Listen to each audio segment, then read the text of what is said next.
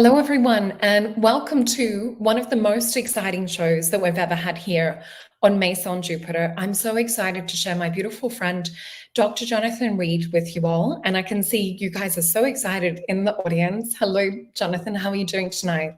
Very good. Thank you for having me and for having your audience listen to my case. Well, I was saying to you backstage, in my heart and in my mind, because I think your case is one that brings the two of these areas together. It is one of the most amazing, fascinating, I was on the edge of my seat reading your book the whole time. It's the most incredible case. Well, thank you so much. It is a very complex case. Sometimes it's difficult for people to understand it. But I always tell everybody this. If I had not have witnessed this and experienced this myself, I probably wouldn't believe it either until I spent time looking at all the physical evidence that this case has yielded. And it is incredible.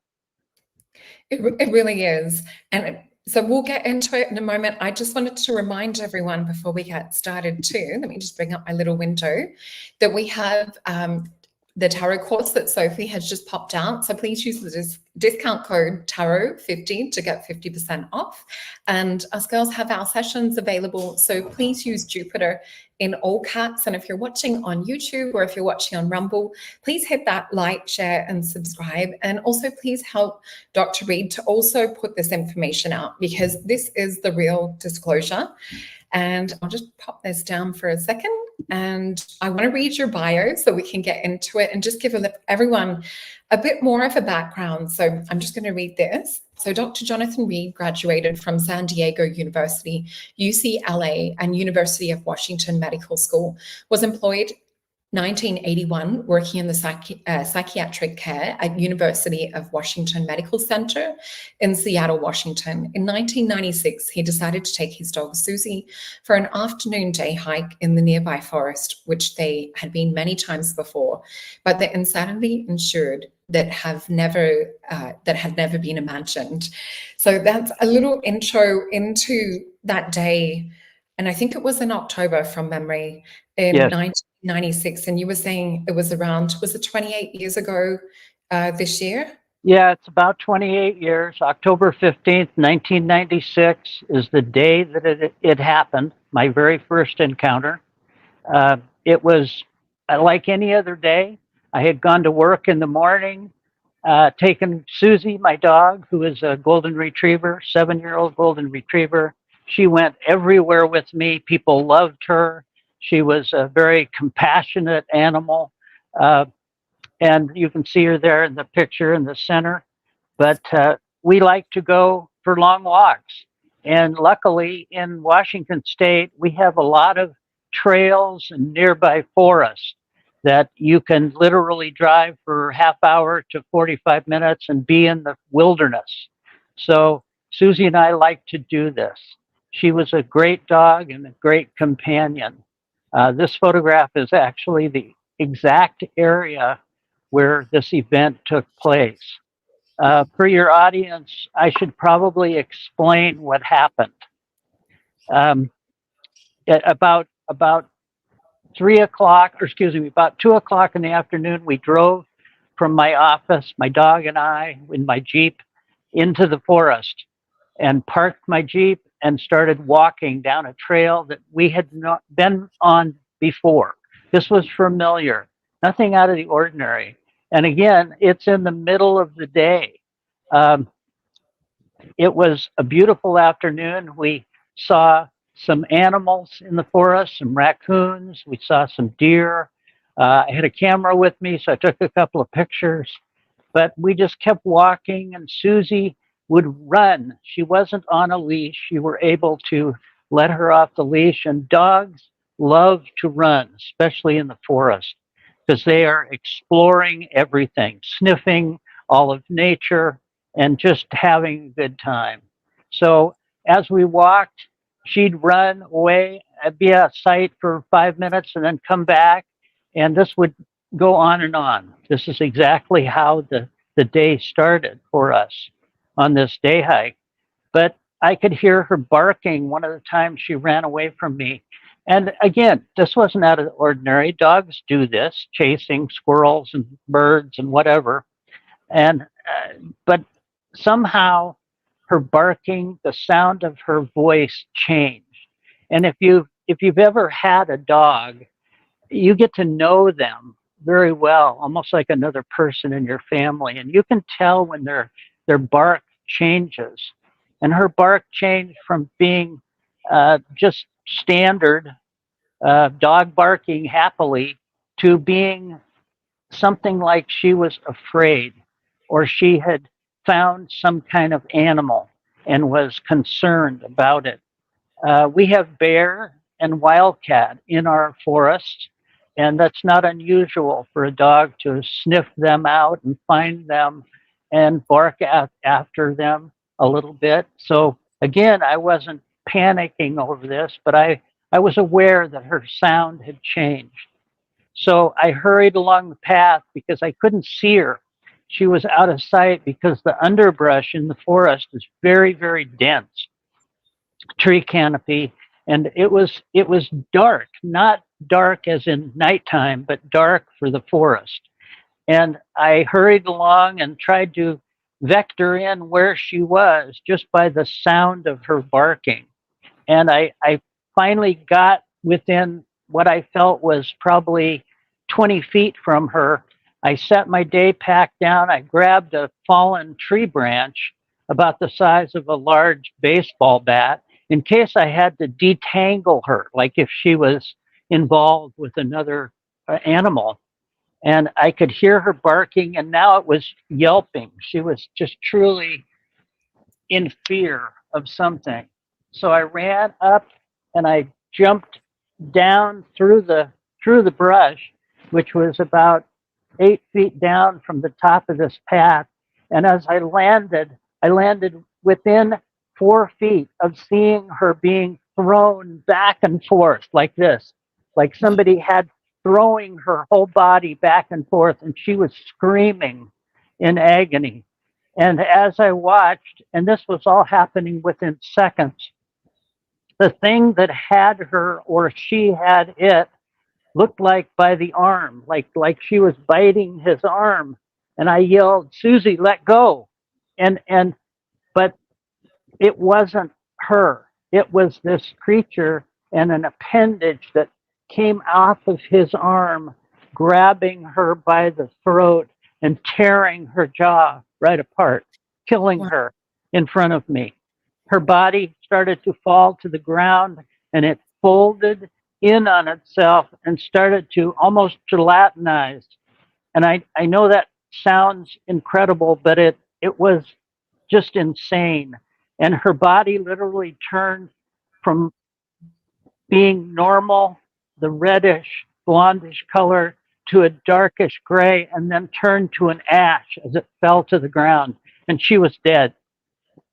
And this all happened within probably 10 seconds of me jumping down in front of this event.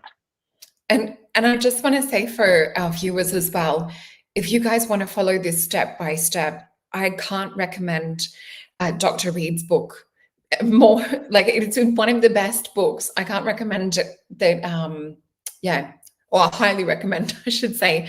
But what you were describing in the book too, and it sounds like that it's almost breaking her down on a molecular level, that there's something that's happening. And it seems to me that there's something with plasma and something to do with perhaps even the suit maybe being involved. Well, again, there were so many issues going on that I had no concept in. First of all, people need to know that I was not a believer. I was not part of the UFO scene or had anything to do with that. I was a medical doctor, a physician, working at a medical school, and ufology was just the farthest thing I would have ever even thought about. I wasn't even into science fiction. So I was the true skeptic, I guess you would call it. But nevertheless, it was happening in front of me. I couldn't deny what I was seeing, but I couldn't understand it. I could not rationalize what was going on. And in that moment, when she fell to the ground, I fell to the ground also, crippling in pain. And I had grabbed this branch, this baseball bat sized branch, and as she fell to the ground, I swung as hard as I could, trying to kill this creature that was killing my dog. I mean, I wanted to kill it for many reasons. None of it was forethought, none of it was conscious. It was just a reaction. I was probably more afraid that it was going to kill me next. And that's why I did it. People say, well, how did you have the foresight to do this? I didn't. I just responded to what I had seen. And it was a terrible thing. And it fell to the ground. Its head was split open, blood sprayed everywhere. And it was unconscious or dead as far as I was concerned. It wasn't moving, it wasn't breathing, and I barely was breathing either. I fell to the ground in that instant and had terrible, terrible problems with my body, with my uh, ability to stand. I couldn't stand. I had diarrhea. I lost all control of my bladder and my muscles instantly, just like something had impacted me the same way.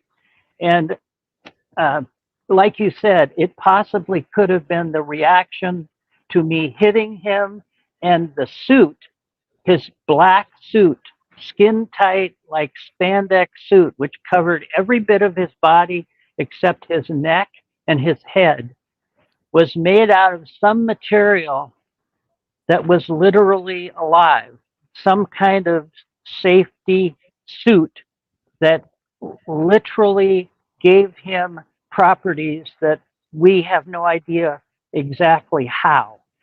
Some people believe it was nanotechnology driven, but it's all speculation because I tried to cut the suit and it literally zippered itself closed. I tried again. I put a 6-inch cut in its right across its chest, and the suit literally sewed itself together. The third time I tried to cut it, it would not allow me to cut it. Wow. So it seems to be learning that technology. And I think you even wrote in the book about it gripping to the knife or the cutting Right, that you were using as well. right. I was using an X-Acto knife, and it wrapped itself around the point of the knife and would not allow me to cut it. It would Yeah. not cut the third time. So amazing technology. Um, Again, I'm getting a little ahead of myself. Laying in the forest, trying to regain some composure took a couple of hours for me. I was on the ground, literally on the ground. I couldn't get up. My muscles and my legs would not work. I was breathing so hard, I was afraid I was going to hyperventilate and go into shock, total shock. So I tried to calm down. I tried to think about my health because I thought I was going to die. I mean, that's Yeah. how serious it was. And Wow. while I was laying there, I thought, okay, right 10, 12 feet away where I had dropped my day pack, I had some water. I had brought a canteen of water with me and some dog food and a couple cameras and a few other things. So if I could get to the water, that would help me calm down and I could control my breathing, hopefully. So that was my thought. That was my absolute uh, enforcing thought, was to survive this because I had no idea what was happening. Nothing made any sense to me at Yeah. all. I was totally out of my paradigm, and everything was working against me. The ground even felt spongy and moist, and 10 minutes before this, it wasn't at all. It was normal. It was a normal 60-degree day, overcast, but no rain. But now the ground felt weird. Everything, even the sound in the area, the sound of the wind and the birds and the trees, now there was nothing, as if somebody had put a cap over this area. So again, I tried to recover. I tried to get some water. I took my cameras out of my day pack, and I thought, well, I can calm down. I can calm down and try to get out of here because it was now, 3 o'clock in the afternoon, and in the forest it starts in October. It starts to get dark fairly quickly, so I wanted to make sure that I could get back to where my Jeep was, which I had walked almost an hour to this place. So I knew it was going to take me that long to get back. So as I thought about that, I heard this harmonic tone coming through the forest. And it was a very unusual, weird sound. It sounded like a very low ebbing sound. Wow. And I looked around. I thought, well, maybe it's another hiker or another camper. Maybe they've got a boom box, that they're carrying or something. And I hoped for that because I needed help, but it wasn't. And I looked up and I got up and I walked a couple of steps, and then I'd fall back down and I'd lean against the tree, and then I'd fall back down. And finally, I saw something that looked like a mirage through the small trees and the underbrush in the forest. And be on the other side of it, it looked like there was some kind of a black shape that was shifting with this sound that I could almost see, but I couldn't see. So I crawled about 75 feet on the ground toward this sound. And you have the pictures of this black thing that we ended up calling the obelisk, that was this 12 feet long, 2.5 feet high, and 3.5 feet wide, black like a cut piece of granite, like stone. There's multiple pictures of it. And it was 3 feet off the ground. It was not touching the ground. It was not hanging. It was not on landing gear. It had no windows or doors or seams, but it was 3 feet off the ground, just like it was anchored in the air. And that's the best way to describe it, because I pushed on it and it wouldn't move, not a fraction of an inch. It was anchored in the air. But this sound was coming from this thing. And as I grabbed a hold of it and tried to stand up next to it, it was so cold, it was like dry ice. It actually pulled the skin off the inside of my hand as I pulled my hand away. But as I touched it, the sound changed. The sound now changed to a more pleasant sound, more even, and almost like it had realized that something was next to it.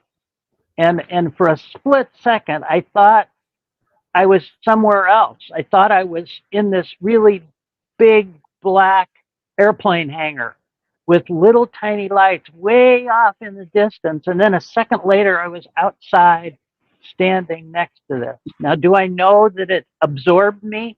No, I can't prove that, but I felt like it. I felt like it was trying to identify maybe the only thing that was breathing and walking around. Maybe it was looking for this little guy that had killed my dog.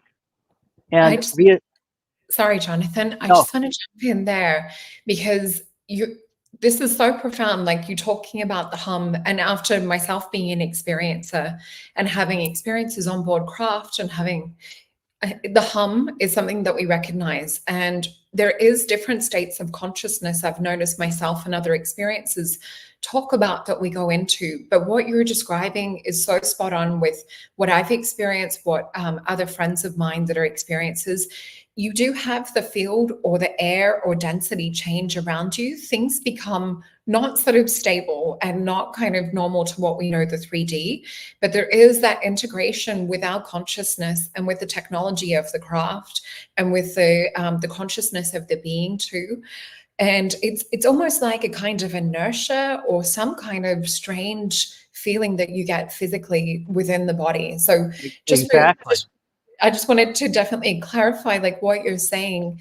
I can validate that those feelings, not that I've experienced anywhere near the same, but I Well, just, in that over the yeah. last 28 years since I experienced this, and when I went public with this information in 1999, 98 was when I first spoke on the Art Bell program, which is a radio program syndicated in the United States. 550 radio programs linked at the time across the United States and throughout Canada. But in talking with people all over the world and traveling during the last 28 years, 3 times around the world, I've met hundreds of people who have seen other craft like this black craft and who have felt that ebbing harmonic tone like you were speaking about. Yeah. That it's literally part of their technology, people believe, that it's probably similar to our sonar, reaching out, looking for either its own inhabitants or its craft, its technology, or just trying to understand the environment that it's in. But truly a unique piece of technology. And, Yeah. and beyond anything else, I don't have all the answers to this. I can only tell you what I've experienced and what I've learned over the last 28 years. One thing people need to know is that at this point in the forest, I decided I had to leave. I had to get out of there because I had calmed my breathing down. I had taken my water bottle out of my pack. I had drank the water. And as I was sitting there, I was looking at my camera, realizing that I'm an amateur photographer, and I always bring cameras with me whenever we would go on a hike, because like I said, we'd see animals, whatever. It wasn't unusual. In this moment, I had no thought of what to do or how to do it or what was going on. The only thing that was going through my mind is none of this made any sense. And I was feeling lost. I was feeling like I was literally going out of my mind and my body going through such trauma that when I looked at the camera, I thought to myself, I know this. This is familiar to me. This is my camera that I've used for years. Why don't I take a picture of this black thing? Why don't I take a picture of this body laying on the ground? And in my mind, I was thinking, nothing will probably come out because it's probably not there. This is probably a delusion that I'm having. And that's where my mind was going. My mind was trying to find a rational explanation of what I was going through. Maybe I had had a stroke. Maybe my dog was killed somehow by another animal. And my mind was creating this illusion. So I thought, I'll take pictures knowing full well nothing will come out. And that made sense to me. So that's what I did. I literally took 3 rolls of 35 millimeter non-digital photographs. Now, this was back in 96 when before digital cameras were available. And so all of my film is film and or slide film, tangible film evidence. There you go. There's some negatives. And then I had a small 8 millimeter video camera, one of the first mini cams available that I had bought, used, and I had that. And so I decided that I would take some video and see if anything came out. Well, to my surprise, which I later found out, it did come out. And I have posted some of those videos on your website, on your webpage. Yeah, just Facebook. And if anyone wants to see, it is on my personal Facebook page. So I've posted the show for tonight, and Dr. Jonathan has kindly added all of the photos and evidence on there. So if you do want to go and inspect it and enlarge it and see it for yourself. Unfortunately, I don't have a current website because every time we build one, somehow the dark government decided to take it down. And that's happened 3 times in the last 10 years. So we're going to probably try it again. But again, this is a good opportunity to tell people there is a cabal after anybody who has any tangible evidence of either alien life forms or UFOs. As your audience probably knows, only in the last few years has governments around the world been able to show actual footage, true footage from the Air Force front end cameras of the military showing UFOs, that they are real, that they are true. Uh, I have been persecuted for 28 years. Yeah. I have had people who have worked with me, who have helped me, who are dead because government has decided to try to silence me. I have been shot 3 times and I've survived it by the grace of God and my friends who helped me. This is not a fantasy. This is a reality. I mean, bullet holes in bodies and people dead are real. Yeah. And, you can't artificially make this stuff up. It's, I mean, the first man that brought me out, that gave me the ability to speak to the world about my case, is dead. His name is Art Bell. There's some pictures of him. This is what I looked like after a year living on the street, after I left the United States and went to Canada. That's actually me. When Robert Rafe, my co author, found me and we started talking about writing and chronicling this stuff down in a book, there's Robert, who died a couple of years ago. Kind of unusual circumstances. Again, I don't necessarily believe it was natural, but Yeah. he was a great author. He did a great job of capturing everything I wanted to chronicle in the book. This book is not a textbook. This book is almost like a diary because Yeah. it had to represent the truth of my feelings. Maybe not perfectly uh, like a textbook would, but more like a personal understanding of what I'd been through and what had been happening in these first 9 days of my life after I had first had this experience. Let me say this right now, uh, Solreta, because people need to know at this point in the woods, I didn't know what to do. I knew I had to get out of there, and there was this body laying on the ground. And I thought, I got to leave. Maybe I can cover it up with branches so I can come back later and show somebody what had happened. Well, there weren't any branches. There wasn't. This was in the mountains where is not a lot of loose things on the ground. I had a thermal blanket in my pack, which is a mylar blanket that's about 10 by 12 feet that you use to wrap yourself up to keep body heat in if you're injured while you're hiking or in the forest until somebody can come to help you. Well, this is the only thing I had. I didn't have any tools. I had a pocket knife. Uh, so I opened this thermal blanket and I thought, well, maybe I can just put it over the body and put some rocks around it. And there weren't any rocks. There just wasn't any rocks that I could find. And so you can see the thermal blanket in the background of that picture. That's the alien, that's his body, that's the black suit. Some people say, oh, there's no full body shots. Well, yes, there is.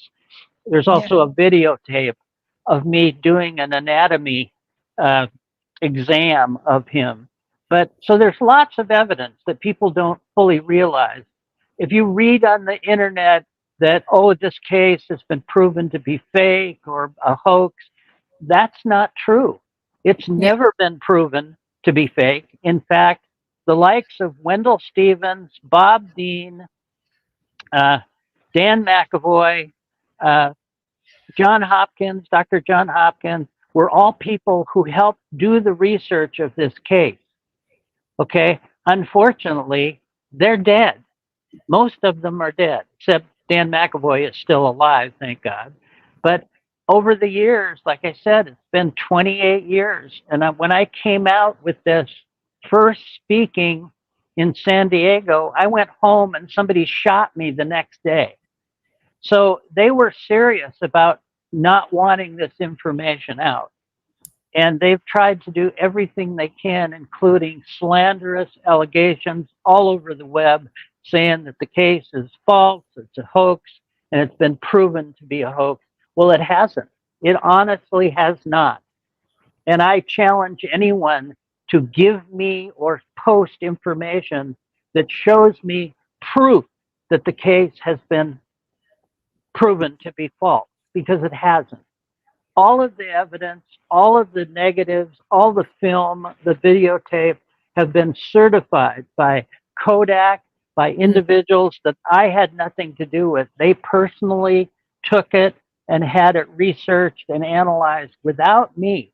So I had no control over this stuff, including, and I'm going to mention this, we have DNA results testing DNA chromosome study of this creature's blood, which is amazing. I mean, it's inconsequential in regard to just the statement. Now, back in the day, now that's where I got the blood sample from the wound in his head. Back in the day, you couldn't do a chromosome study, in a computer like you can today. You can have it done within, a half hour. Back in the day, it took over a week of technicians doing the actual work to provide a full chromosome study. And what we found, and I'll just quickly state this, Freddy is what we took to calling this creature, has 46 chromosomes exactly like humans do, exactly like you and I, except 9 pair of them are not human. 9 pair of them could only be identified as being closely representative to sea tortoise and dolphins. Now, isn't that interesting when you think about it? Because somebody had the technology to do this, and we can't do this. We cannot mix chromosomes from multiple, creatures and have it come out and be a living, breathing creature. We can't do that yet. We're getting closer with the CRISPR, but we're not able to do it yet. But think about the fact that somebody said, why would we use a dolphin? Why would we use sea tortoise? And why would we use human and mix those together? Well, humans have stereoscopic sight. We have amazing sight and fairly good hearing, and we're agile. We can get around on terrain with 2 feet, 2 arms. We're pretty good at getting around. Sea tortoise, long life, extremely long life, and very, very hardy, very resistant to bacteria and viruses. So they live very long. Why dolphin? Because they communicate over long distances and they're very, very smart. They have a form of telepathy, which we are just barely starting to understand. Well, this creature had telepathy. So back to where we were. Oh, sorry. I just want to jump in for 1 second. Go ahead. Go ahead. You did describe in the book as well that when Freddie did come to wake, after all of this ordeal, there was after you went through the initial, and I'll let you get to like what happened, but I do remember you saying there was almost like a clicking or sound after he originally calmed down. There was a different kind of sound, and it made me think of dolphins and turtles, and or mainly dolphins, that they communicate, right? But they are very telepathic. Having worked as an animal communicator, I can 100% say with dolphins, and what's interesting is it's when you drop your consciousness into that heart space that you open up for communication. But there is that weird sense or feeling of your environment changing around you when you're in that link or that conversation with them. Exactly. And what happened, just to back up a minute, in the forest, I was trying to hide this body, trying to hide it and preserve it, I guess.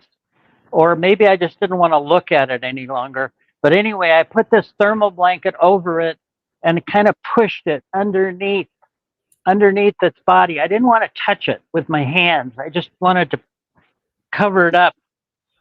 So as I was doing that, I realized how light it was, how light the body was. It was approximately 54 inches long. And later, you'll hear, later I was able to weigh it and weighed less than 50 pounds. So the only way it could have actually been, sorry, I have a dog here. Okay. Um, the only reason it weighed so little is its bones were probably hollow, like birds. Birds have hollow bones. And that had to be one of the reasons its body weight was so light. So I put the thermal blanket around it and I lifted it up to lift it toward the side of the path. And I realized it's so light, maybe I can find a better place to hide it rather than right there where I was. So I picked it up in one hand and I picked up my pack with the pack straps in the other, and I started to walk back toward where my Jeep was. And remember, it was like an hour to get to this point. Well, all of a sudden, I was back next to my Jeep, and I don't know how that happened.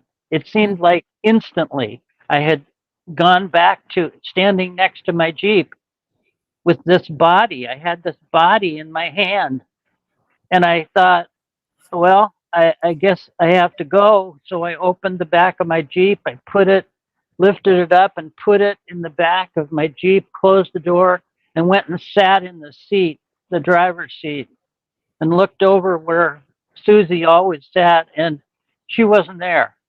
And, she was always there. And I looked in the rearview mirror and I could see the thermal blanket wrapped up in the back of my Jeep. So I knew something had happened, something. And my mind was reeling. It wasn't, it almost wasn't trying to identify what was actually happening other than I knew I had to get out of this place because it was starting to get dark and I had a 45 minutes to an hour drive back to my house. And I started to drive and I would stop and I would get sick. I would throw up and I'd have to stop and start calming down again. And then I'd drive some more. I drove to a ranger station hoping that there would be somebody there, but there was nobody there. So I just kept going. I just kept driving to my home. And I got home and I parked in my carport next to my garage and I just sat there for what seemed the longest time. And again, I saw the top of this thermal blanket wrapped up in the back of the car. And I thought, I don't want to think about this, but I got to put this somewhere, because if somebody broke into my car, they'd be in for a big surprise. And I went into my garage, and next to the inside door of my garage was an old freezer, food freezer that I had, like a small coffin freezer, they call it. And somebody had given it to me, and it worked. And I thought, well, there's hardly any food in there. There's some, frozen food in a basket. I took that basket out. I brought the thermal blanket in and I put the whole thing inside that freezer, thinking to myself, it's out of sight. The cold will preserve it because, it'll freeze like meat. Yeah. And it already smelled really bad. And so that was my thought, was get it out of sight, get it out of my hands and deal with it later. Because I was really still sick. And so I went into my house and stood in the shower with all my clothes on and turned it on for a long time, just trying to wash everything off of me because I was a mess. And took off my clothes and just barely could function. Put some clean clothes on and drank some more water and went out into my living room and started to call people to help me. I called my girlfriend. She wasn't home, so I left a message. This was the days of the answering machines.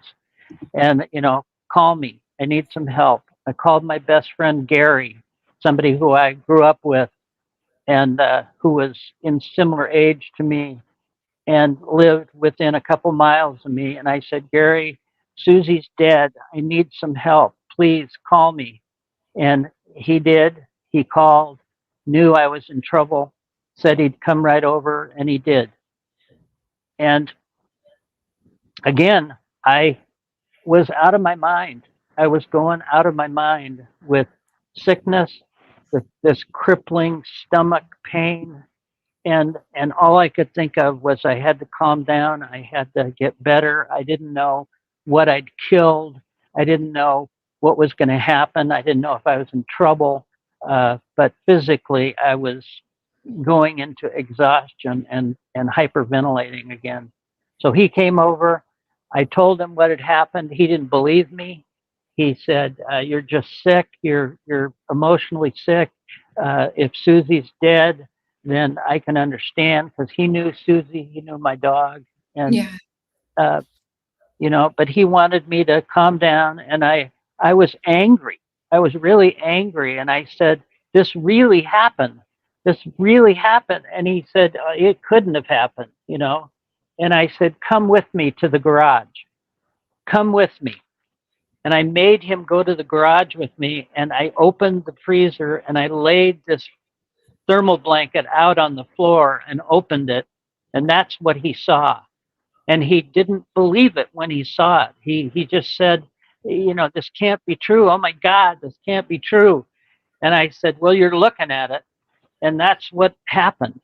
And he said, "I know what this is, Jonathan. I know what and I said, I don't know what it is. I don't even want to think about what it is." And he said, "It's an alien." And I said, "I don't even know what you're talking about." And I didn't want to put a face on this. I didn't want to put a name on it. I didn't even want to admit that it had happened. And but he did. He knew, and he felt like he could help, and he did. Over the next few days, he started calling people so we could get help. We called the Air Force. We called the police. We called some place called MUFON, and some people said they were interested. And these MUFON people set up a meeting and wanted to see, some of the evidence, and were very concerned with my welfare and what was going on. So I met with them, and that turned out to be a fake meeting. Those people weren't from any group called MUFON. They stole some of my evidence. They never came back. A day later, there were people at my house that were what you identify as men in black telling me that I was not to talk about this, that nothing really happened, that my dog just ran away and got hit by a car, and that I was, going to be penalized if I said anything to anybody about this. And I will say, I told them to get the expletive out of my house, and I said, "I'm going to call the police." And they said, "That's okay. The police are with us." And I looked out my front door where they had driven up to, and there was a police car with two policemen in it sitting right behind their car. And so I didn't, again, I didn't know what to do at that point. And again, I was still sick. And on the third day of having this body in my freezer, I went out to put away a table and a light because I had a friend who I worked with, another doctor, was going to come over, and I was going to show him what had happened, what I had found. And at the last minute, he called and canceled abruptly, like he'd never done before, and said, "I'm not coming. You shouldn't be doing this, and I'm just not going to be involved." And I was angry because this is somebody I had known for 10 years as a good friend. So I went out to the garage, put away the light and the table, and all of a sudden I heard this sound coming from what I thought was behind the freezer, this scratching or rubbing sound. And I thought, well, maybe it's the compressor going out on this old freezer. And if that was happening, I'd have to find somewhere else to put this body very quickly because it would start decomposing. And I had been taking the body out of the freezer, setting it on the table, showing it to other people, my parents, my girlfriend. Gary and I did a inspection of its body. That's when I cut the suit or tried to cut the suit. Um, anyway, this scratching sound, I thought, well, I'm going to look and see on the inside of the freezer, there's a thermometer. Tell me the temperature of what is inside. So if it's broken, the temperature would be rising. So I thought, okay, I'm going to open the lid. I opened the lid, and out came this being screaming at me, sitting up, screaming. This is an artist's rendition of when he would get out of the freezer and sit in front of it and rock back and forth and stare at me. He was alive now. And in that moment, I was scared to death. I just slammed the door, the freezer door, let it fall on its head. I ran out of there, didn't close the door to the garage, ran in my house, slammed the door, and just was petrified. I figured it's coming to kill me now because I tried to kill it, and it probably would be just. But I was scared to death. So I got on the phone. I called my friend Gary. I said, we got a bigger problem. Come over. And he did. I took him out to the garage. I said, open the lid of the freezer. He did. This thing sat up, screamed at him so hard that the force of the volume of its scream pushed us back to the side of the garage. I mean, physically pushed us back. We both ran in the house, closed the door, and just sat there and stared at each other for I don't know how long. And it was again insane. It was just insanity. But now this thing was alive in my garage and probably going to kill us. And that's what I thought. And we sat there and we started to talk, well, what can we do? Should we take a shovel and try to kill it?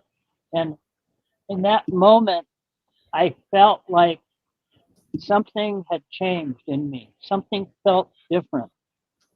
And I didn't know what, I didn't know why, but I felt like, no, I don't want to kill it.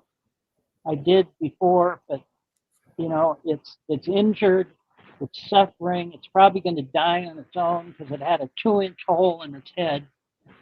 And I could not imagine it surviving, but it did. It did survive. And I remember you saying in the book too that you were wondering at the time if perhaps it was, being in the freezer, if perhaps, I remember you doing observation around the back of the skull or where Sure. the was, and you were saying that it almost seemed to be healing or perhaps fusing a bit before he woke up. Right. It looked like the wound, because the wound actually had a piece of skull and skin and tissue connected to the scalp. And I had put it back in place so it didn't flop around. And I actually put a piece of duct tape on it, thinking, it'll just stay in place, And it did. It froze. In my mind, it froze in place because it was wet. It had blood, there was moisture around it, and I thought it just froze in place. Well, it healed. It actually healed. Now, I don't know if the cold was the induction of its healing, if that was the property that healed it. I don't know that. But all I know is it did heal, and this creature was alive and well. And I went back to the garage several times for the next 5 days, and it would come out and sit like that picture in front of the actual freezer and rock back and forth, and through telepathy started putting imagery in my head, imagery about everything, not only imagery from its life, but imagery from my life. It would take memories from my youth and play them back to me like it was a motion picture. So vivid that I could smell the grass in the summer. I could feel the wind on my hand and the hair on my arm. Just so real, so vivid.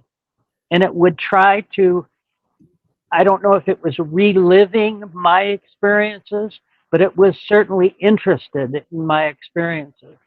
And that was only within the first week of it being awake.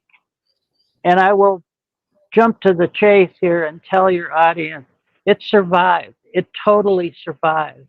And it's come back to visit with me and maybe more than 100 other people during the last 28 years.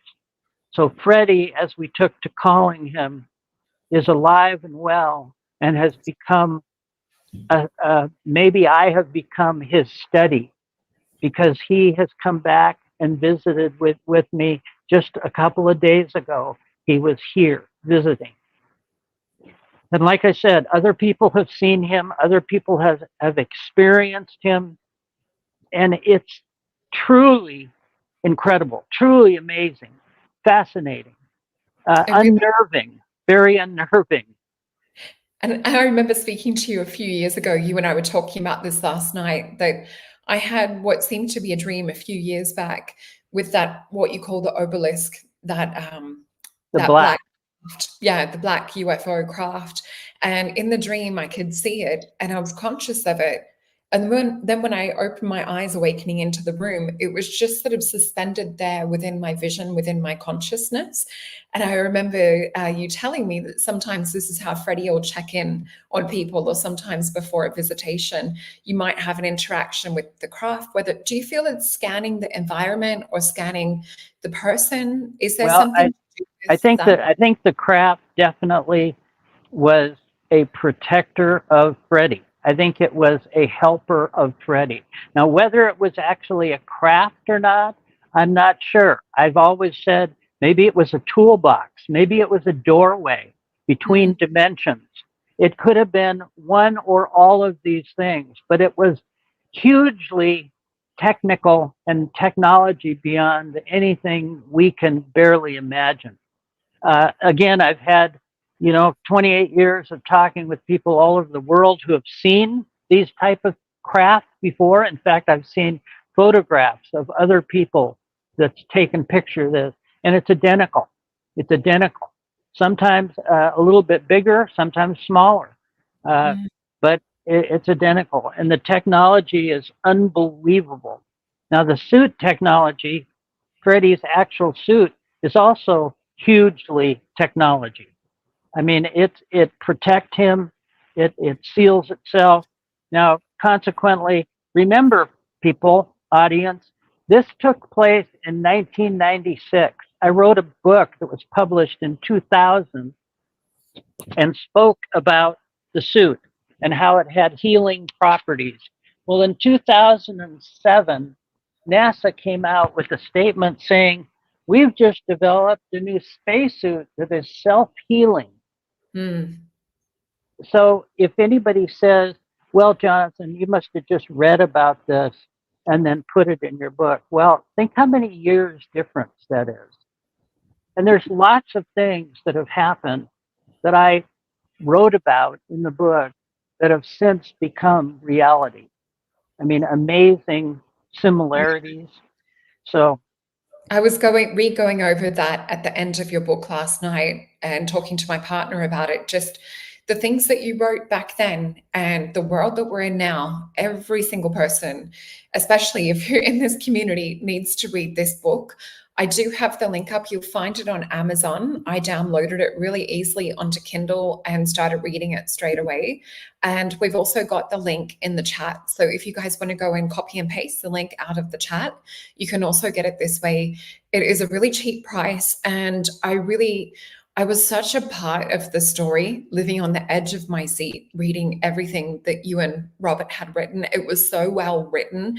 The description of it, it's like you close off from the 3D physical world and you're immersed as a character in the story. I actually had to regulate my nervous system a little bit after reading it, because you are left with feeling like you've lived the experience. So I think you've done such a great job in really bringing to life your experience for other people to try and capture and immerse themselves in what it really feels like to go through something like this.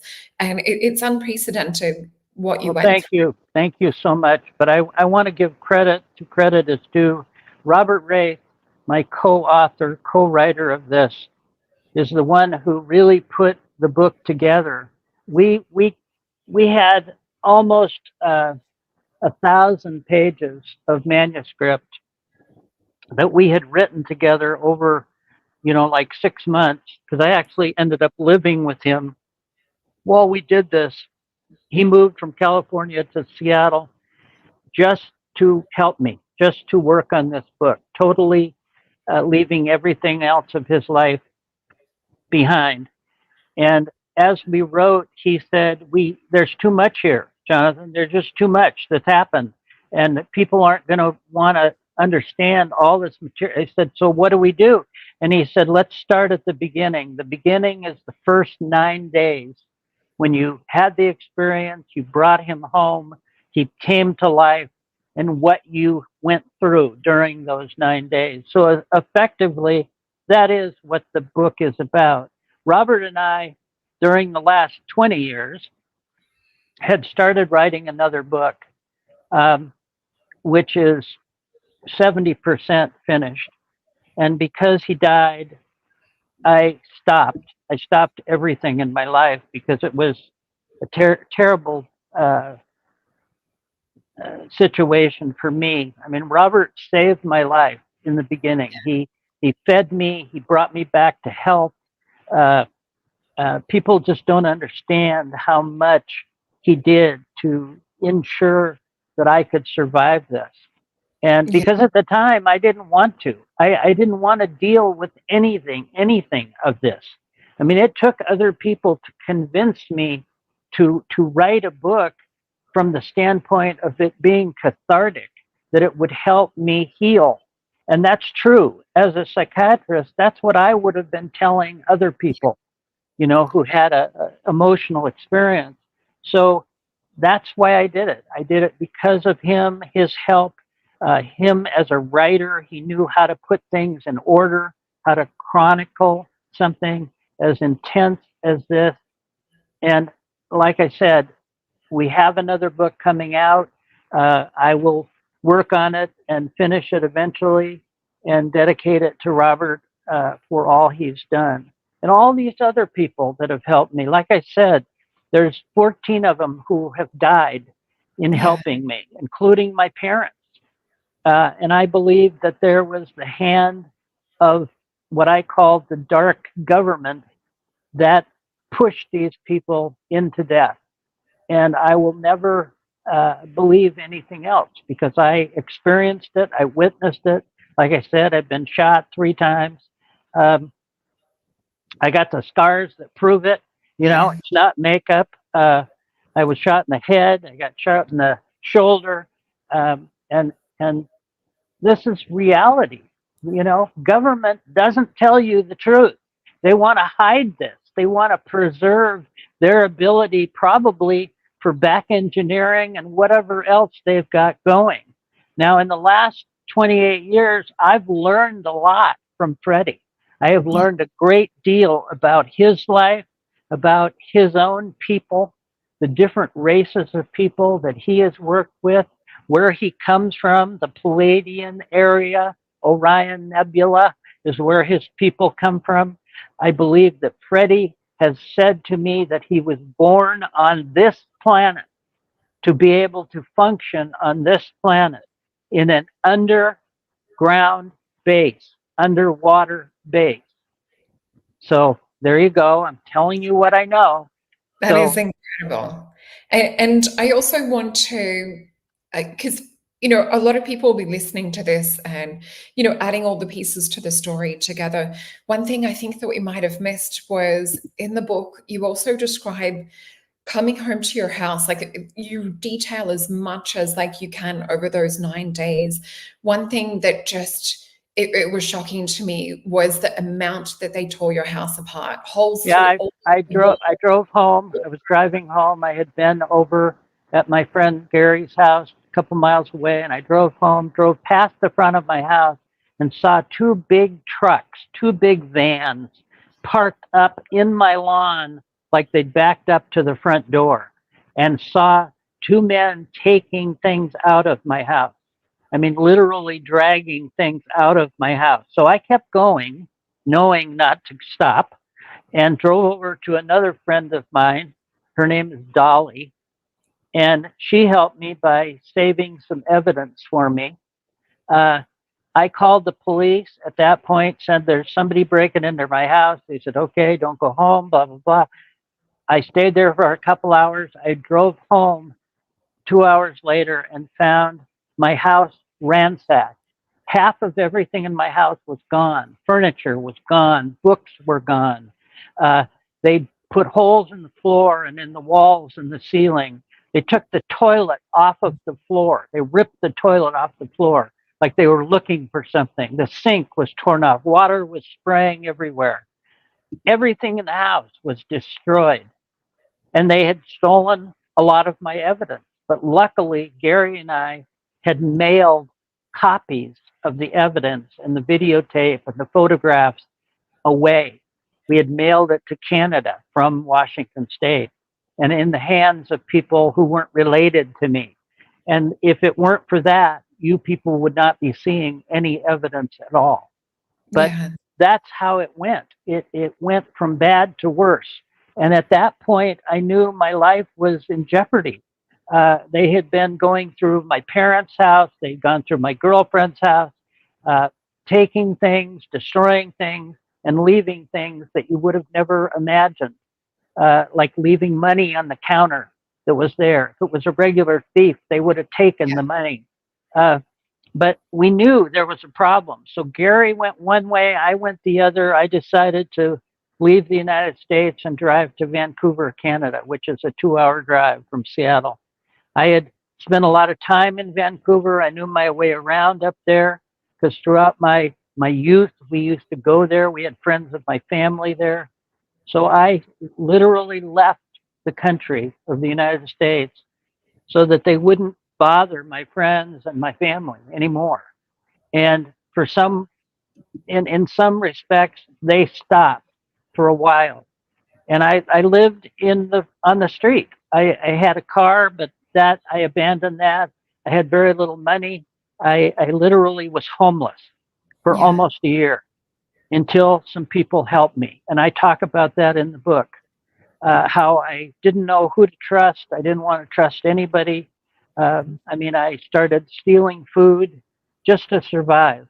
I lost almost 100 pounds in weight. And you can see in that picture, that's how Robert met me. Robert took that picture. And it was a terrible existence. But I've learned a lot. I've learned a lot since then. And with the help of God and some really good friends, I've survived it. And I'm telling you this story because you need to hear it. You need to hear that there's somebody out there that has done this, that has gone through this, and understands that it's hard to believe, understands that none of it makes any sense until you hear it in its entirety.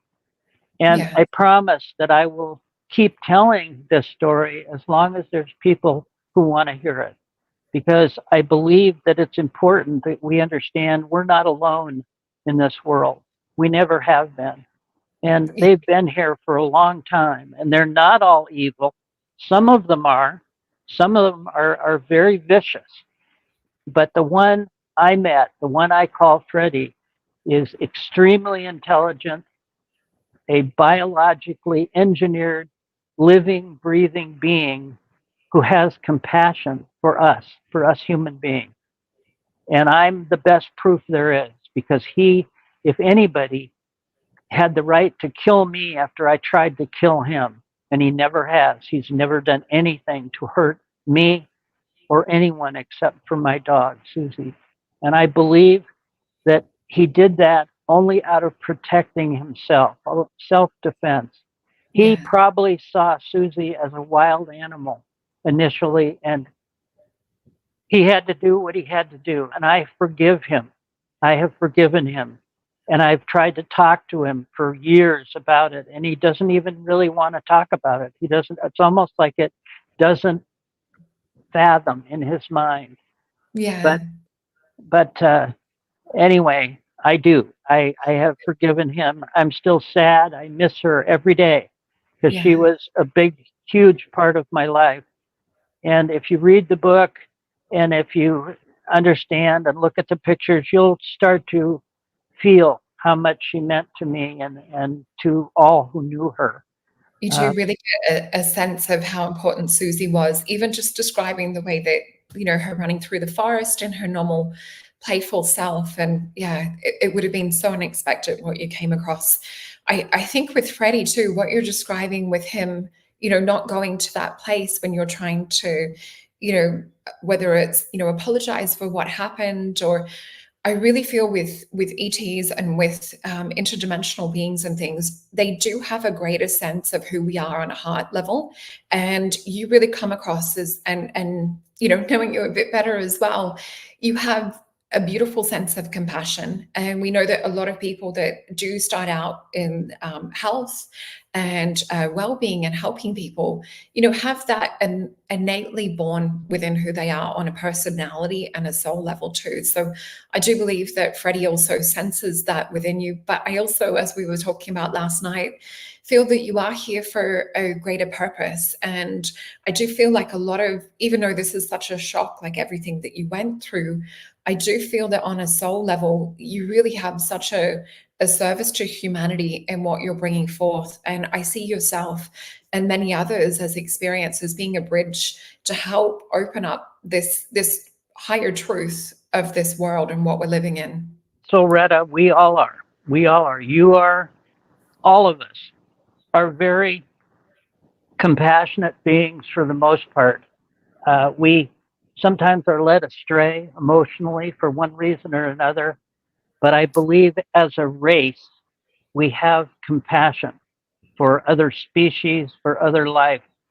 I can tell you by talking to Freddie, and I will continue this in other episodes with you because I think there's more to be told. Definitely. But Freddie told me that they believe in one creator for all life in all of the universes, plural. And that's like saying there is one God that makes the difference. And I thought that was truly amazing that he volunteered that information. And he wasn't talking about the people or the creatures that put his DNA together. Or, he was talking about the essence of spirituality and God and the insight of life, the importance of life in the universe. That's what his species truly represents, is the preservation of life.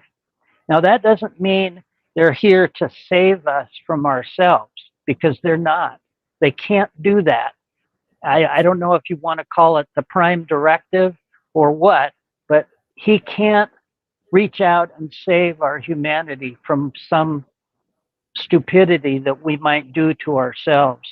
But what they have done is they have constantly re-educated us and maybe boosted our own ability to create technology, to understand life, and they've given us a hope, a furthering hope of the existence of life and how important life is in the universe, multiple universes.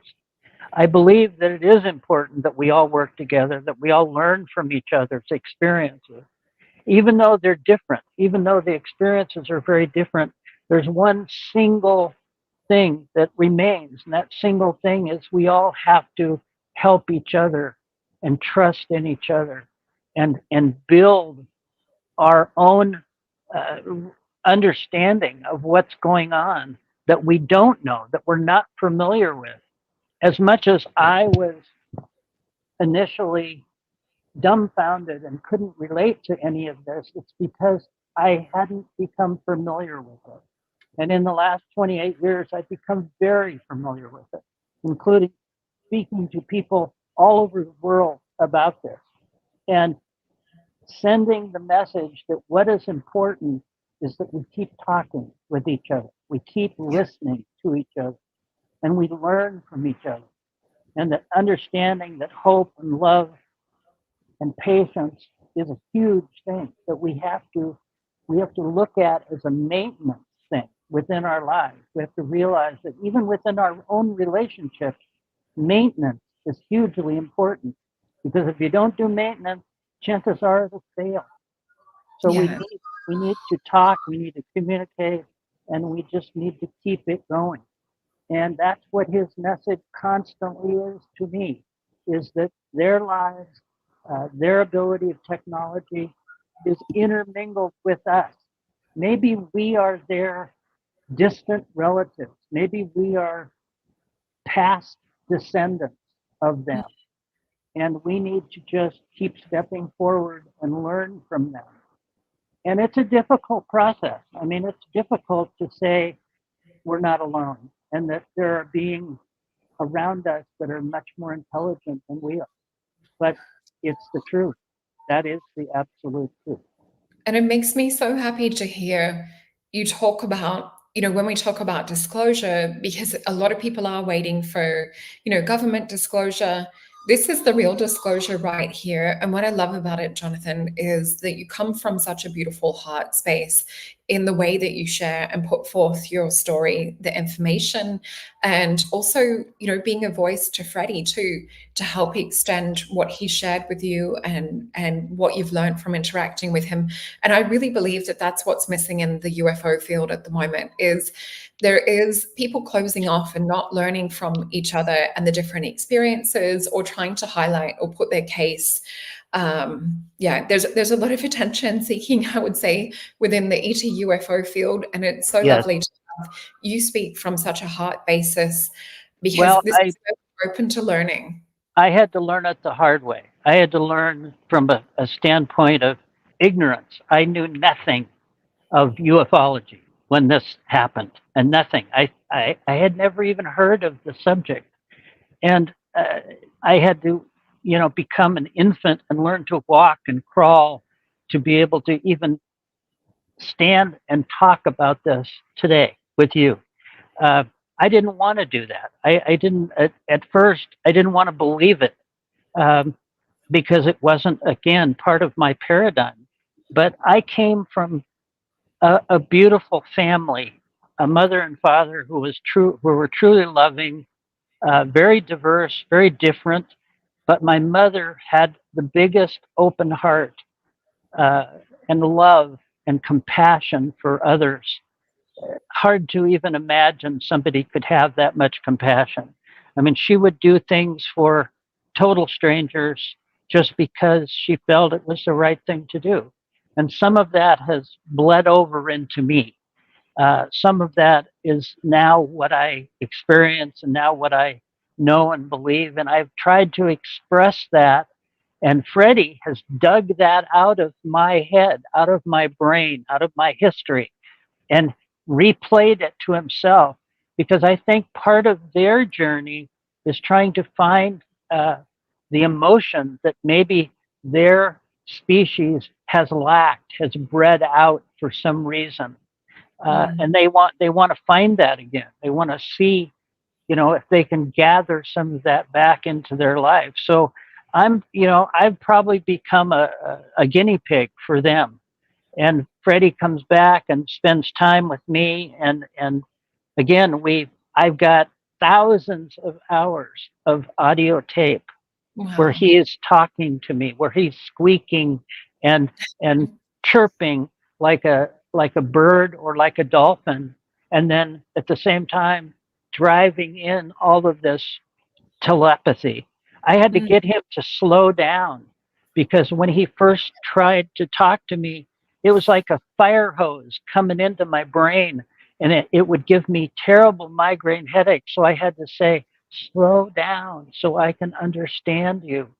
And again, they are so hyper intelligent, so much more so than we are. Uh, Mm. but I've learned a great deal, and he's compassionate too. I mean, like I said, if anybody had the right to take me out, he does, and I believe that, because I was guilty of that circumstance when I first met him. But I've met his superiors. I've talked with them. I've been out of this dimension and been taken to where they are. Again, I haven't mentioned that I found a device, and there's pictures of it on your page, that I call the Link artifact. It's like a bracelet that is worn on their arm, and I believe it's a communication device, but also a teleportation device that actually takes you from whatever place you stand to another place, totally out of this universe and out of this dimension. And yes, I have used it. And again, that's for another day. We will go into the big story of how that came to be. But I have this device. It is stored out of my hands, out of my brain knowledge, in a place where I have to use a combination of people to even retrieve it. And that's done for security reasons because they would like to steal this. The government would like to make a weapon out of this. And I know that. I know that. And having this has also kept me alive. So it's a twofold situation. It's positive, it's negative, but it has helped save my life. And it's the technology is unbelievable. And that's definitely something we will get into in a part two. And with my knowledge of certain acupuncture points and things like that, there's so many questions that I have for you, Dr. Reed, around this actual artifact. I think this could literally be an hour show in itself, and talking about even others witnessing you putting this on and Yes, what there is actually a videotape of me demonstrating this and having it function. And yes, it is real. And no, I didn't make it. Somebody else recorded it off of a television show that I was on. And again, a big circumstance how that all happened. But people can view the demonstration of the Link artifact. It's on YouTube and it's real. No matter what anybody tries to tell you, it's a legitimate thing. It really does work. There are other ones like it in the world that people have also been able to see and gather. You compare notes with thousands of people over, like I said, 25 years, and it's an amazing process. That really is. picture is of a television show that we did in 2001 called Otro Rollo in Mexico City, and I was lucky enough to be hosted by the gentleman with the white hair, Jaime Maussan, who from Mexico, who is a big time ufology person. But he brought me to Mexico.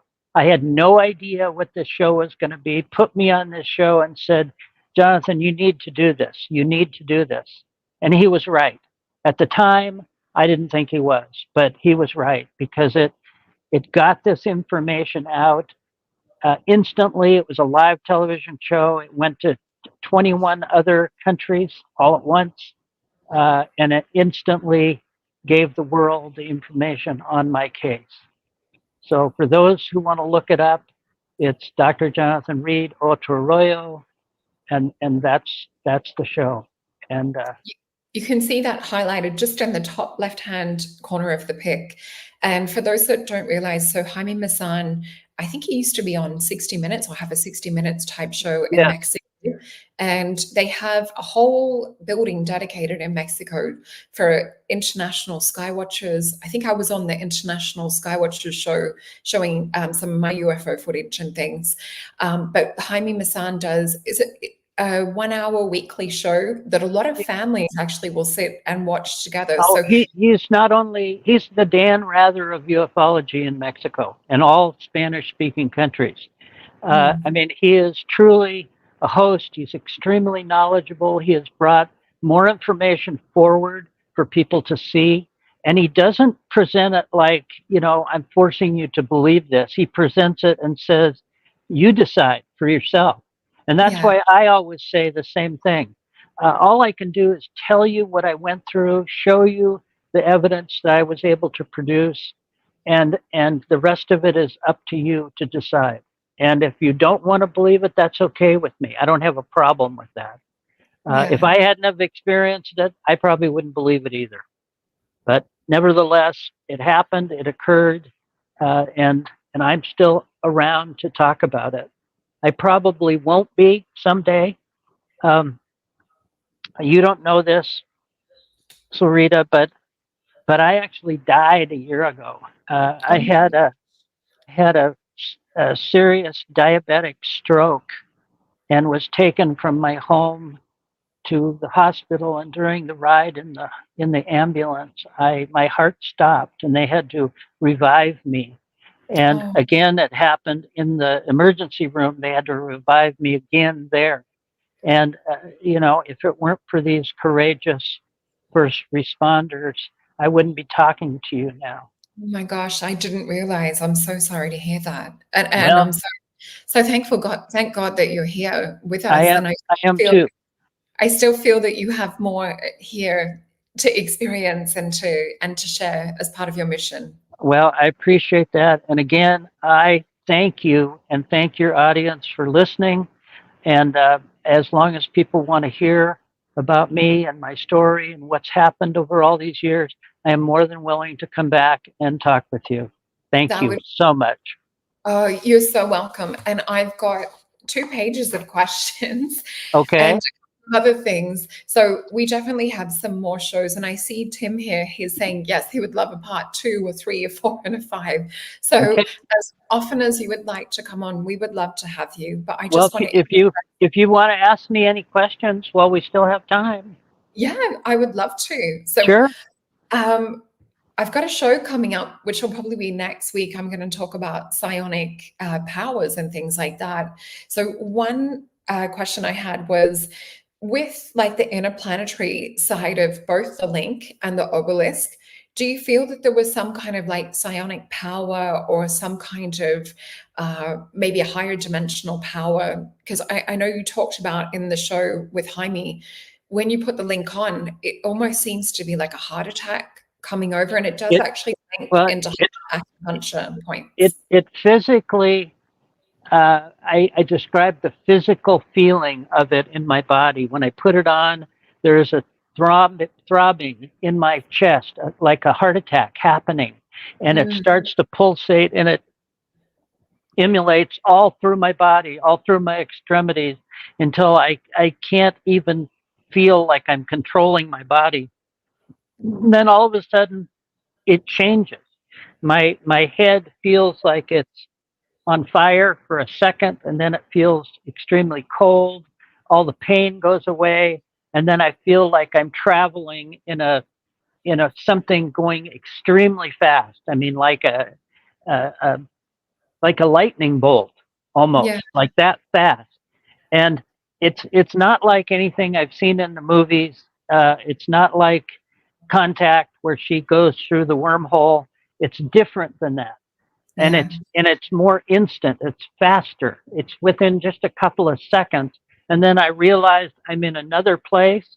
I'm standing on a solid surface, and I was in a round room, big egg-shaped room, and on that side of that egg-shaped room there were two beings looking down at me that were like 15 feet tall, of nothing but energy, just Yeah, emolding and undulating energy, and colors like warm tones of pink and orange and red and yellow, just moving energy. And in that second, they were inside of me. They were literally inside of me. They were in my head, they were in my hands, they were everywhere, and they were filling me with calmness. They were saying, "You're okay. You're okay. We have you. We are in control of you. You're not going to fall." Because they kept saying fall, and I didn't know what they meant because I was standing in the center of this room. But they said, "You're not going to fall." And they meant you're not going to fail. You're not going to die. yeah. And this was the very first time that I ever went away with this link artifact. And Mhm. I said, "Well, here, take it, take it." And they said, "No, no, we want you to keep it for now. You're a caretaker of this, and we will help you and you will help us." And they were right. And in that moment, I didn't want to leave there. It was like being in the presence of an angel or God, Yeah, holding. They were literally holding me in their presence, like their arms wrapped around, like they had golden energy robes wrapped around them.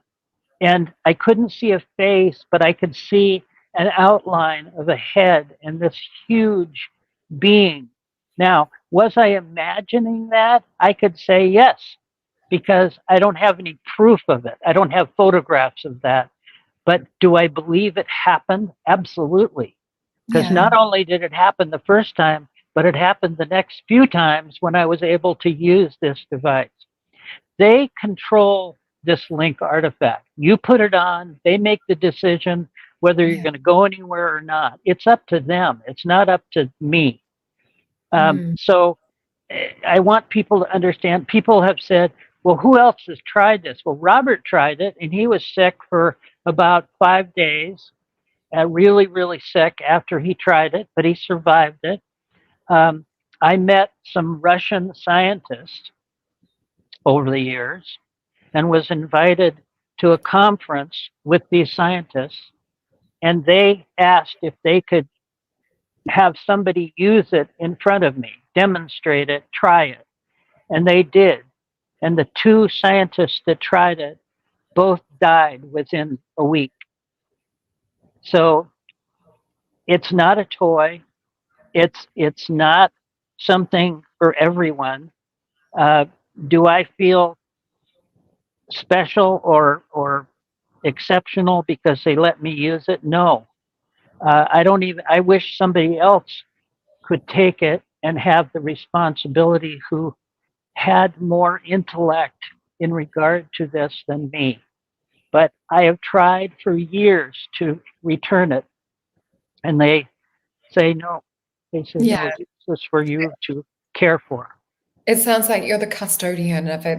Uh, What I notice is with some of the needles where they appear, it looks to be located around the heart meridian. And I've done a few shows on the heart being a vortex generator and talking about plasma. And we have this plasma pericardium filled sac around the heart being that vortex generator. I do wonder if it perhaps links in through your electrical system and the acupuncture system right, right. interacting Through the with this nervous system, field. Yeah. and it your nervous system is controlled with electricity.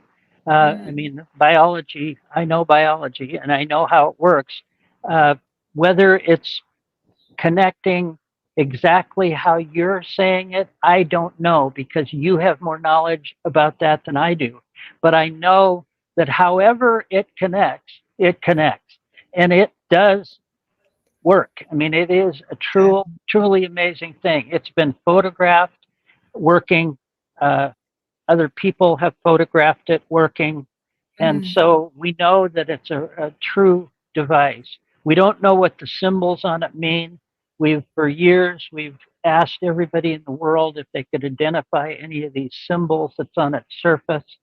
Uh, Nobody has been able to really clearly find a meaning. There's some Egyptian and some uh, Korean symbols that are similar, but not the same.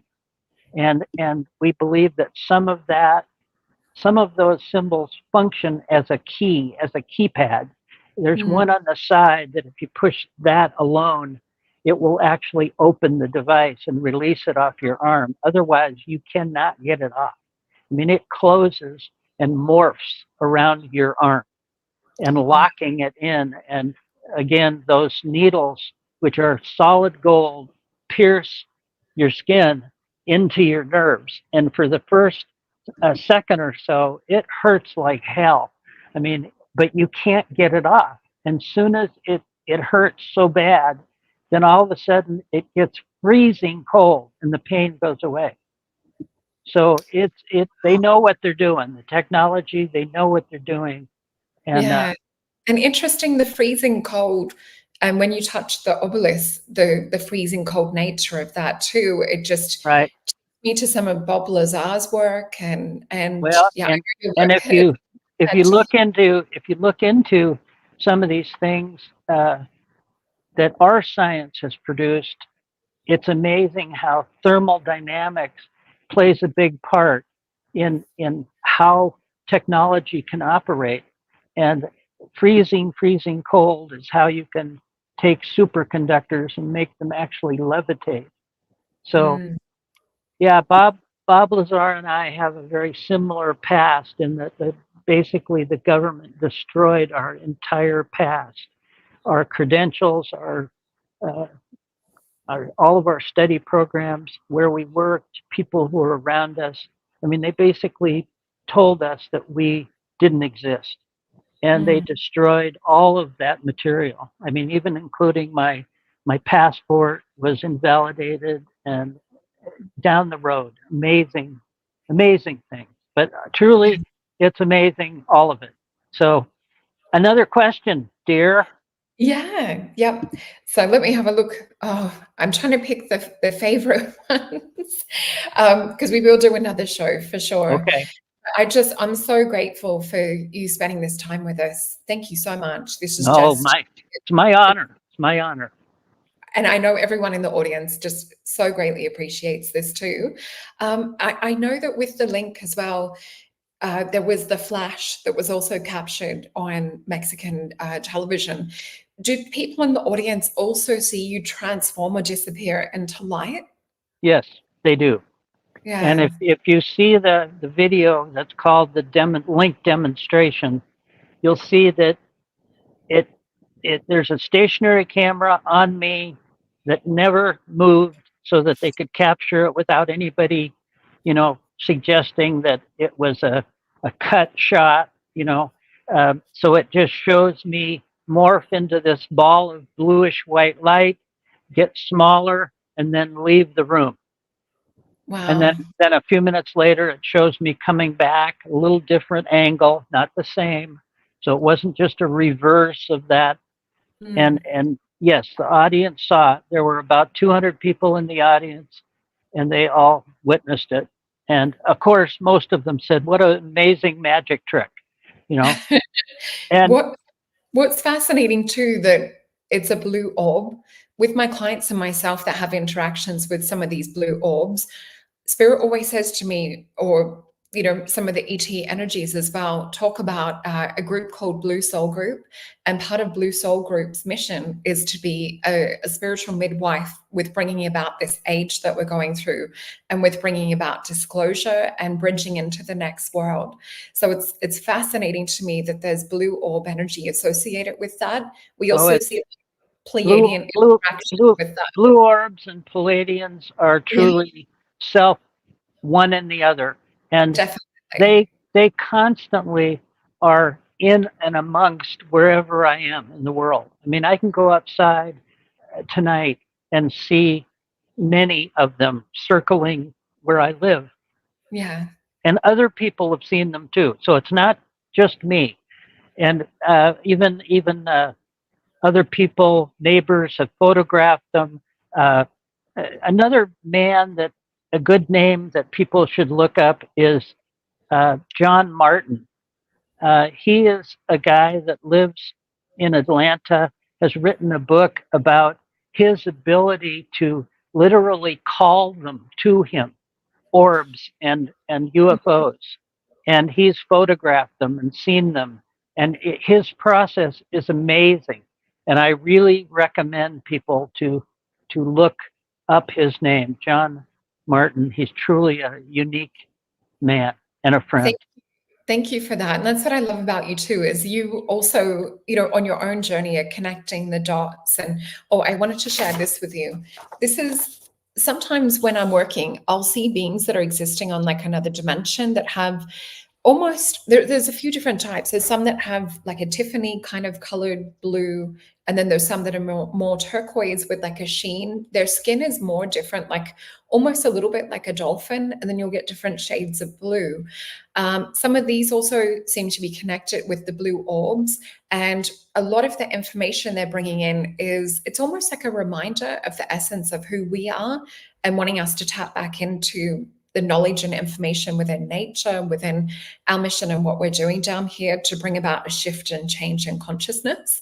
But I also wanted to share with our audience, when Dr. Jonathan and I were talking last night, I said to him that sometimes when I see photos of him or I'm seeing him interviewed, or even like now when we're chatting, you have this amazing aura that just has this coppery color. And as I've said to my clients that I've done sessions for, it's a very rare color to see. I only first saw this color around 20 something years ago, I think it was. And it was at a Unity of the Tribes gathering that was to do with our beautiful Australian elders over here, the Kiwi Maori elders, and also some of the beautiful Native American elders coming together for this prophecy time that we're in. And when I see this color around people, oh, and I forgot to mention, there was a rainbow appeared after this color anchored on the earth above these people's heads. And there was a family of kangaroos standing at the end of the rainbow, just eating the grass. And I was able to get within about 6 feet of them. But I was saying to Jonathan that you have that in your aura. You have this unity of the tribe's energy. And it was interesting because I didn't realize when you visit this other realm with Freddie's elders that there's that seems to be an orangey gold kind of essence, just like you have in your aura. So I wonder if on a soul level, you are actually part of that realm, part of that world, whether there's a contract for coming in here in a human form to, yeah, it makes my mind start ticking. And it's amazing. It really Well, is. I appreciate that. I appreciate all your kindness and thoughts. You know, somebody, when I first got to the point where I could talk about this publicly, somebody invited me to San Diego out into one of the whale watching boats. And at the time, I had a recording, just an audio recording of Freddie making sounds, making chirpy, squeaky sounds. And we took that out in the boat and played it in through a hydrophone over the side in the water. And the boat was stopped, and it was in the early evening, so it was still light out. But within 5 minutes, the boat was surrounded by dolphins, Wow. all with their head up, not making a sound. And my friend said, Jonathan, look at that, look at that. And he was taking pictures of it. And I said, I don't know why they're here. And all of a sudden, they all started singing when I said that. They all started chirping and making sounds and leaping in the air and coming up next to the boat. And I actually could reach down and touch them. And it was just so amazing. I mean, Yeah, it was so beautiful. Truly a miraculous moment in my life. But that's it's incredible. true, like you say, we are all part of this bigger picture, and we need to recognize it and honor it, and understand that it's not about us, it's about all life. It's about Yeah, all life, including trees and grass and dolphin and tortoise and you and me. We're all connected. We're all touching each other, even when we're far apart. I can feel you. I can understand your compassion. And that's one of the things I've learned in this process is how much we need to be compassionate for everyone around us in our lives. I mean, that should be maybe our main goal. And that's what I've learned. But that was yeah, truly a moment for me. And I went to an aquarium not too long after that where they had uh, big killer whales in a big tank. And I went underwater where you looked through this window, and I put my hands on the glass, and three of them came up and just touched the glass where my hands were and stood there. And I mean, just unbelievable. yeah, And we are all connected, and that's what I felt, and I do feel every day. And yeah, so that's my message is just that we have to keep sharing with each other and try to honor the differences between us and rejoice in who we are and in this life. So next question. That is such a beautiful message. And the other time that I have seen someone interact with the whales in that way was actually a Tibetan monk. And he was throat singing to the whale. And it just, there's a certain level of consciousness that these beautiful beings and sentient creatures recognize. And they really do scan people's hearts. So it says a lot about you. Well, thank you. Yeah. So I'm just having a look through my questions. Um, did you get a sense? This is a little bit different. Do you get a sense with Freddie if do you know if they eat, if they sleep, if they're nocturnal? Was there any message shared with you in that way? Yes, I've asked that question for 25 years. And when he was awake in my garage during the first 9 days, I tried to give him everything. I tried to give him dog food. I tried to give him steak, salad, grass, everything I could find to put on a plate to show him food and that I was trying to help him. The only thing he took, the only thing I have ever seen him put in his mouth and digest is water. Yeah. And one time he took the water, it was in a little kind of a metal cup. He took the water, drank it, and then he threw the cup at me. Not hard, but gently tossing the cup at me. And he just stood there watching me to see what my reaction would be. So he was truly learning about me too. Yeah, you definitely get that sense reading the book. That was what I picked up reading the book too. It was like he was waiting for your response or reaction. It's like he's testing your intelligence and your knowledge and things as well. Well, he's far more intelligent than I am, far more. And I tell him that all the time. And I thank him for his patience with me, because I am the ignorant one when it comes to this. And I've told his superiors, I've told his friends that I don't know why they've picked me to continue to observe, but I feel lucky in some ways. I feel compassionate in some ways. And I feel that they made a bad choice. That they could have picked somebody who had more knowledge, that could have spoken better with the masses than I have. But I've been lucky. I've been very lucky and fortunate. This event that took place in 1996 has taken me 3 times around the world. I have shared this story and these ideas with literally millions of people, with heads of state, with people off the street, and everything in between. I got an official invitation by Pope Francis to come to the Vatican and talk with him about my experience. And I went, I took my team members, we stayed in Vatican City in an apartment. I went 3 days to him, spending a couple of hours each day talking about my case and my feelings. He asked me, what can I do for them? He said, what can we humans do for them?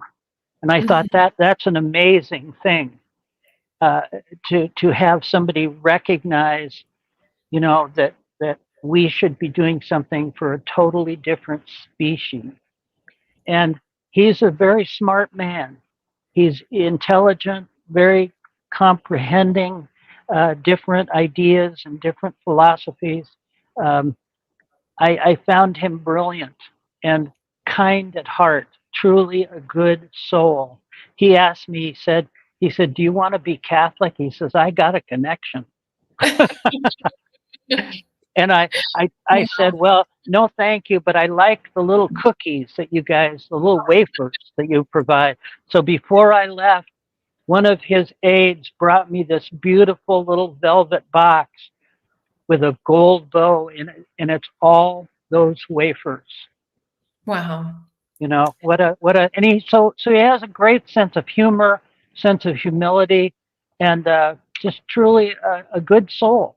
So for all those people out there that think, that he's a demon or he's connected with, some demonic situation.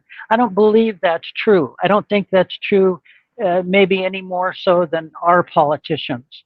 I mean, he has a huge job to do, and he does it with, I think, the best heart he can find. So that's my feeling about it. Yeah. But Well, what a great experience. yeah, I mean, incredible that it's taken you to, and it very much is a very different life from, living your life that you had before. And that's where I really encourage people to read the Right. book. To Well, see. Jaime Maussan said something to me early on because he was the one who said, Jonathan, you got to come to Mexico and let Mm, me tell your story to the Mexican people. And he knew I was upset. He knew that I mean, this was way back in the beginning in 2000. And I had only gone public just, a year or so before. And he said, Jonathan, this will be good for you. And I said, yeah, but I miss what I do. I was a psychiatrist for kids. I loved my job. I was good at my job. And they took it away. The government took it away, literally. And yeah. and he said to me and looked at me and he says, Jonathan, you're going to touch more people than you Mm, ever could imagine. And he was right. He was yeah. absolutely right. And at the time, I didn't believe it, but he was absolutely right.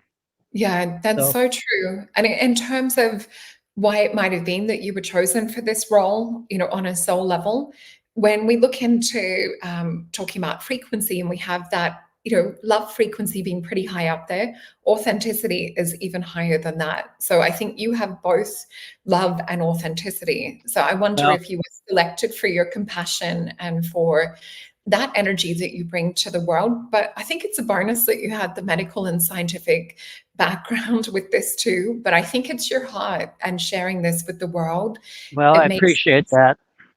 I Yeah. appreciate that. I mean, somebody even once told me, Freddie has an odor to him. He has a smell. Whenever he comes, you smell him before you ever see him.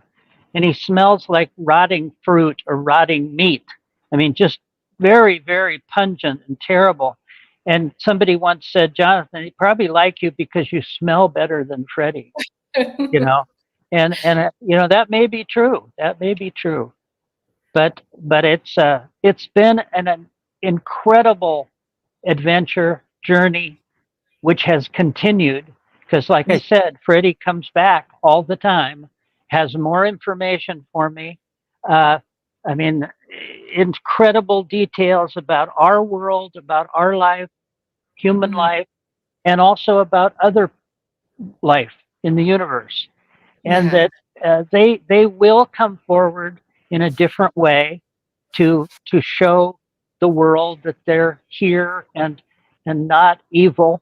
Uh, I don't know when that's going to be. I'm hoping that it will be in the next few years, but I know it's not probably going to have anything to do with the government, with any federal government. It's going to have to do with people who have already experienced this on some level and who Yeah. can talk openly about it.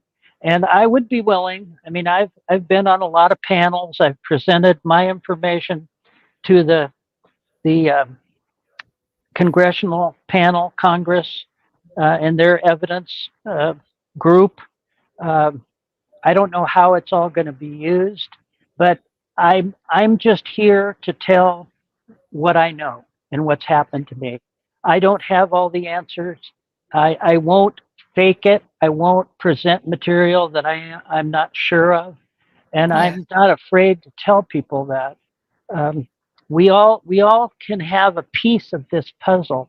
I tell people my new book, if we ever get it finished, will probably be called Mosaic because Uh, that's how I see it. I see all of us are pieces of this puzzle that need to be fit together no matter how little a piece or how big a piece. When you mm, put all those pieces together, it makes the full picture. And that's what's important. I I think believe that. Yeah, I believe the same. And just one quick last question before we have to go. And I definitely want to get No. into, it's been so much fun. I definitely want to get into in a future show where we're talking about a little bit perhaps behind the DNA and moving into like what you've been told from Freddie and information, and then his knowledge and what he shared to do with the universe and perhaps even our role and our mission and things. But Debs was just asking on this question we've got on the screen, why was Freddie named Freddie? She just wanted Okay. to know who got that nickname.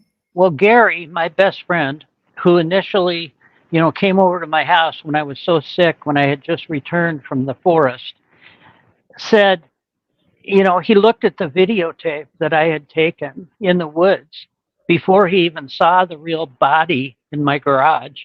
And he said, Jonathan, it's an alien. It's an alien. And I said, no, I don't want to know that. And he said, well, it looks just like my old boss where I worked. And I said, well, what do you mean? He said, Freddie, the boss was. And so that's why we named him Freddie, Yeah. because Gary decided that it looked like his old boss. So as That's a fun crazy as it sounds, that's true. story. Well, that's such a funny story. Well, I just want to say thank you again. And is there anything that you feel that you would like to share with the audience before we end tonight's show? Number one, I just want to say thank you from my heart, from my soul, for the ability to present my information to you. You can always ask me questions, whether it be through Solreta or through my own Facebook page, because currently I don't have a website, but we're working on that. We're working on getting one. I will warn the public that the internet is saturated with disinformation about me, my case, my life. Uh, you just can't believe any of the stupidity and the negativity that they post. I mean, they have said that I am the worst kind of human being that there is, and that I, have done all these negative things. Well, if that were true, people like Wendell Stevens, Bob Dean, Dr. John Mack, Dan McAvoy would not have helped me. These are big, influential people in the UFO Congress and UFO Society. They helped me. They guided the what shall we say, the investigation of me and my case and my background and my life. They followed me. Dan McAvoy followed me around for 2 years, literally following my footsteps, and getting to know my family and the people I worked with, finding out that I really did go to UCLA and the University of Washington, that I did graduate, that I was a doctor, a medical doctor, and that they destroyed my life. And the only way I was able to get some of my life back was through, shall we say, legal wrangling by some lawyers who really knew how to do what they do. And Yeah. and it's been a persistent uphill battle, including losing people's lives who helped me. And I'm sorry, so sorry for that. I carry that with me every day of my life, but it's true. It's the Yeah. truth that I can't deny. I mean, no matter what anybody wants to say, whether they say, oh, I don't believe it, well, you cannot believe the story, but you've got to understand that a dead person is a dead person. And Yeah. that's listed, that's legitimate. And next time we'll talk about who actually did the DNA study at the That. University of Washington, the head pathologist who they shot and killed in his office just Yeah. days after he finished this case. Yeah. So it's real, it's all real, and it's too true. And all I can say to you and to everybody out there is thank you for giving me this opportunity. Um, the book is inexpensive. It's an easy read. And if you don't want to get it, Solreta will dictate it to you. So thank you so much, I'll everyone. do And the thank you. I'll do the audible version. There you, It'll have you hey, straight into it. I should do that. I should have you do that. That would be interesting, especially me being dyslexic, but it would be I'm entertaining. dyslexic too. Do you know that's a common thing with a lot of us experiences, That's and right. sometimes we're ambidextrous as well. Are you good with both hands? Yes. Interesting. Well, I think that's going to give me a few more questions for next time. But I just, from the bottom of my heart, thank you so much for coming on today. Thank And you. I Thank know you. that And everyone will be waiting to have you back. So please connect with Jonathan on Facebook. He's under Jonathan Reed. And please check out Dr. Jonathan Reed's book on Amazon. The link is here and I've dropped it into the comments. Thank you, everyone, for watching. And we will see you again shortly. Good night. thank you. Thank you so much. God Thank bless. you. God bless you too.